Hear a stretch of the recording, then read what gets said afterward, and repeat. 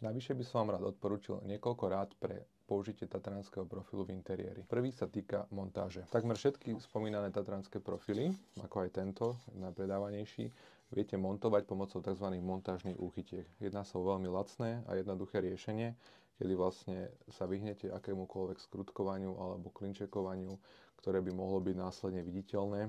To znamená, použite takýto úchytok, ktorý pripevníte do podkladu a následne použijete ďalšiu lamelu obkladu, ktorú potom to vyzerá nejako takto a zo zadnej strany je vlastne tá úchytka. Hej.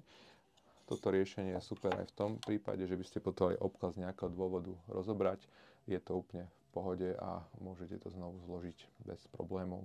Sú to takéto úchytky, ktoré sú veľmi lacné riešenie, kde na 6 metrov obkladu miniete ani nie 3 €. Ako jediná výnimka pri týchto obkladoch je prekladaný strop, čo sme spomínali na konci videa. Je to vlastne obklad, ktorý sa žiaľ nedá montovať za žiadnych okolností pomocou úchytiek a jeho montáž sa môže vykonávať len pomocou týchto špeciálnych skrutiek, ktoré majú extrémne malú hlavičku, volajú sa BSP, takisto ich nájdete v našej ponuke.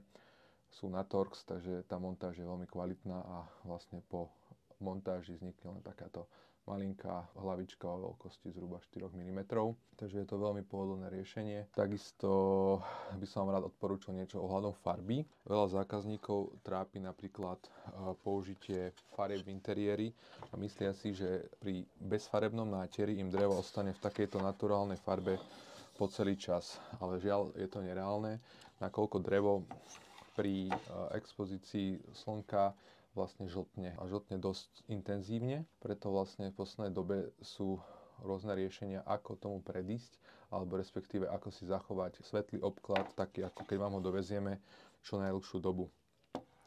Jedno z prvých riešení je teda vyvarovať sa bezfarebným nátierom alebo žiadnym nátierom a na to sú napríklad z našej ponuky vhodné tieto nátiery od rady Saikos. Jedná sa o ekologické interiérové nátiery, kde stačí len jedna vrstva. Jedná sa o matný profil toho, takže po nátiere vlastne nie je vidno, že to je niečím natreté. Také prvé základné pravidlo, keď človek chce mať vlastne takýto svetlý obklad po celú dobu, tak treba použiť bielu transparentnú. Áno, znie to zvláštne, ale ten profil nebude biely, lebo my odporúčame aj v našom blogu riediť vlastne túto bielu transparentnú jednak jednej buď s bezfarebnou, alebo teda ešte je tu na breza, ktorá dosť imituje smrekovú farbu, ktorá sa taktiež odporúča riediť s bezfarebnou jednak jednej a dosiahnete vlastne veľmi podobný efekt, ako je drevo samotné v naturálnom stave po dobu niekoľkých rokov. Takisto je tu aj riešenie pre tých, ktorí neradi takto